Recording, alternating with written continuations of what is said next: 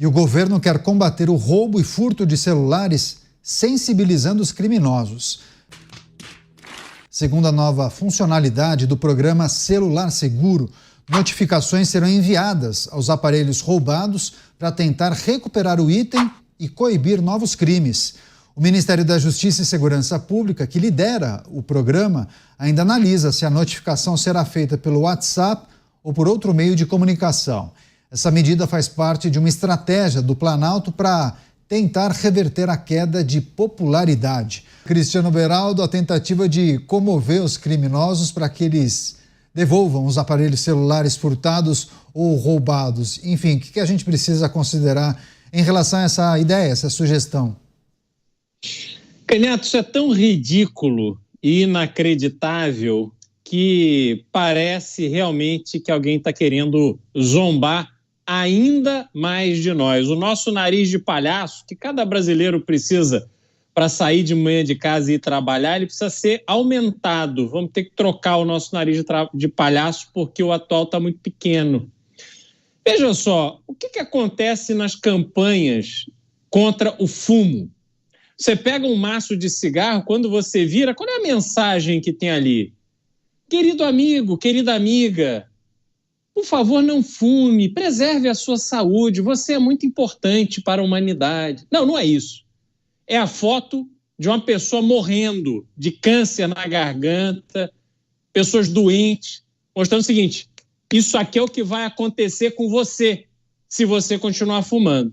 Então, se o governo quer mandar mensagenzinha para vagabundo, para ladrão, tem que ser o seguinte: você roubou esse celular e você vai morrer, porque a polícia vai atrás de você e se você resistir à prisão, a polícia tem ordem para te matar. Quem sabe assim, aquelas pessoas que saem de casa para ganhar sua vida cometendo crime, poderiam entender que a polícia tem um papel a sério no Brasil e que este papel a sério tem o apoio do governo federal. Mas não é isso que acontece, não. O que o governo quer é passar mensagenzinha para o bandido, fazer um diálogo, trocar uma ideia. Vamos conversar com o governo federal. Me responda aqui. Ora, veja bem, deixa eu entender a sua necessidade. Quem sabe você está roubando para colocar só uma comidinha na sua mesa. A gente te manda um Bolsa Família, querido. Não se preocupa.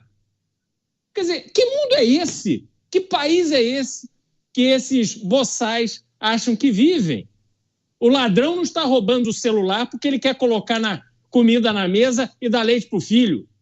O ladrão está roubando o celular, bolsa, fazendo sequestro relâmpago, roubando carro, roubando moto e tudo mais, porque ele fez a escolha, como bem frisa o Mota, de ser bandido, porque no Brasil vale a pena ser bandido. A chance dele ser preso é mínima.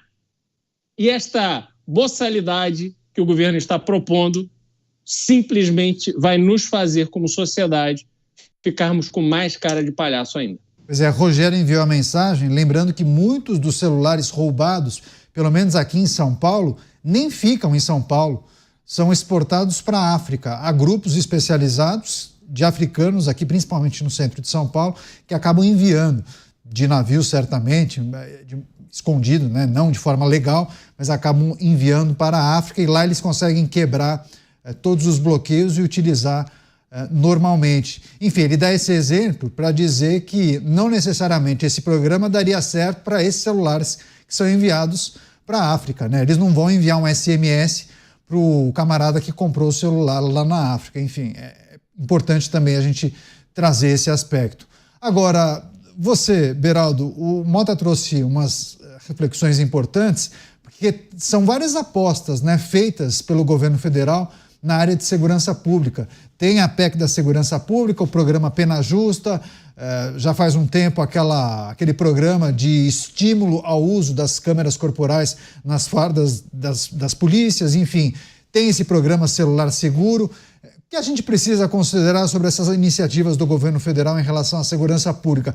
Parece que estão tratando de uma série de coisas, mas o mais importante, né, por exemplo, cuidar das nossas fronteiras, parece que isso ficou meio de lado. Peneto, 20 anos depois, e eles continuam apostando.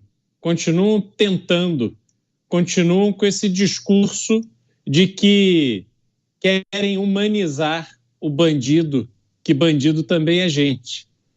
Os índices de segurança pública no Brasil, durante o período em que o país foi governado por governos do PT, só pioraram. É um desastre o que aconteceu na segurança pública brasileira. Nós temos hoje menos áreas controladas pelo Estado dentro do país do que tínhamos em 2002. Isso, por si só, já demonstra o fracasso das políticas públicas para a segurança pública. E a gente não vê nenhuma estratégia de longo prazo sendo implementada, que, inclusive, olha só como são as coisas. Se tivessem começado a fazer as coisas certas lá em 2002, hoje já estariam colhendo os frutos, porque a solução é necessariamente de longo prazo. Até porque você precisa melhorar a qualidade da educação, mudar a dinâmica de relação, sobretudo de jovens com o Estado e o seu papel na sociedade, para que a gente tenha um horizonte para essas pessoas, para esses jovens, e que eles entendam que, se cometerem crime, serão pegos e serão punidos. E que a punição não é moleza. Mas a gente viu o governo agir sempre com políticas de curto prazo e continua fazendo isso até agora. 20 anos depois, não se tem mais o direito de dizer eu vou apostar nisso, eu vou tentar aquilo. Não.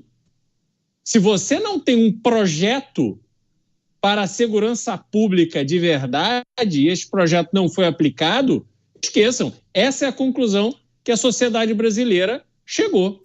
Pois é, inclusive, li uma reportagem há uns dias, depois até vou sugerir que a gente trate disso, mas o uso da tecnologia por essas facções. Tem várias facções que adquiriram drones ultramodernos que acabam não só fazendo aquele papel da fiscalização, como eventualmente até transportando itens, né? Porque são drones ultramodernos e que conseguem transportar itens também.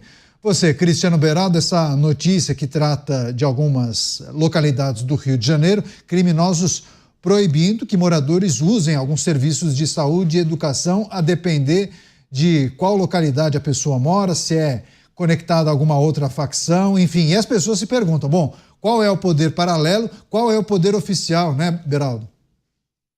Pois é, Caneta, e o pior disso tudo é olharmos para Brasília e nós verificarmos que as pessoas por lá, as autoridades, as grandes autoridades do Brasil, em Brasília, elas têm muito mais opinião a dar sobre o que Israel está fazendo na faixa de Gaza do que aquilo que acontece de forma absolutamente cotidiana em cidades como o Rio de Janeiro. Rio de Janeiro, que é um símbolo do desastre da segurança pública. Um estado, não é nem mais a cidade do Rio, mas o estado do Rio de Janeiro, que a cada dia tem menos área sob a influência da soberania nacional. Como disse o Mota, não se entra. Além dessas pessoas que são impedidas de acessarem um posto de saúde ou de jovens para irem às suas escolas, porque estão vindo de uma comunidade que é dominada pela facção rival, a polícia não entra, o poder público não entra.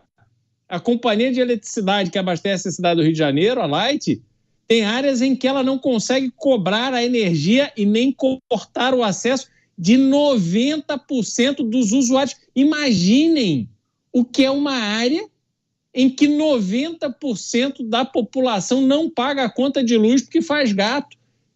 E você não consegue, como empresa concessionária, mandar pessoas lá para cortar o acesso. A polícia não garante o acesso de um concessionário de energia à casa daqueles que usam a energia.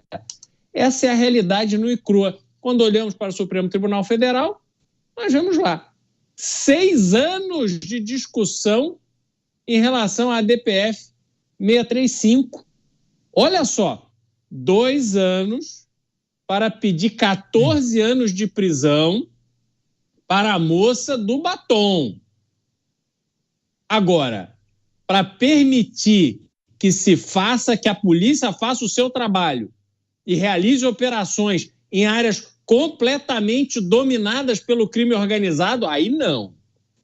Aí Precisamos de 6 anos para filosofar, porque quem sabe, nesses 6 anos, essa senhora que quer levar seu filho a um posto de saúde, tomara a Deus que não tenha morrido enquanto esperava Vossas Excelências compreenderem qual é a realidade do Rio de Janeiro, que não se pode retomar o controle e a soberania daquela cidade, daquele estado, sem uma ação muito firme da polícia.